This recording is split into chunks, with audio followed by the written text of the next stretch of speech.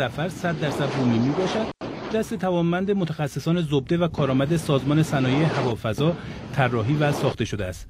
این موشکی ضد کشتی، کوتاه برد و راداری میباشد که قادر است اهداف کوچک و متوسط را با دقت بسیار بالا هدف قرار داده و منهدم کند. نصب بر روی انواع شناورهای سبک و تندرو، وزن کم با قابلیت ضد جنگ الکترونیک بالا و قدرت تخریب فوق‌العاده از جمله ویژگی‌های سامانه موشک کروز دریایی ظفر است. موشک ظفر قادر است هر 3 ثانیه به صورت تکی و چندتایی اهداف را مورد اصابت قرار دهد. یکی از ویژگی‌هاش تاکتیکی بودن و قدرت مانور بالای اون، قابل سوار شدن بر شناورهای کوچک هست با RCS و سطح مقطع بسیار پایین.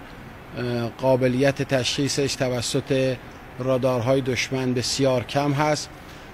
با قدرت عکس‌العمل بسیار خوب میتواند در عرض چند ثانیه به هدف خودش رو برسونه و قبل از اینکه دشمن عکس‌العملی بتونه نشون بده هدف رو مورد هجوم و انهدام قرار بده. با دقت بالا، قدرت اصابت بالای 95%، قدرت برخورد با هدف رو داره و از این حیث یک موشک بسیار ارزشمنده. در مراسم امروز تحویل انبوه موشک کروز ظفر به نیروی دریایی سپاه آغاز شد.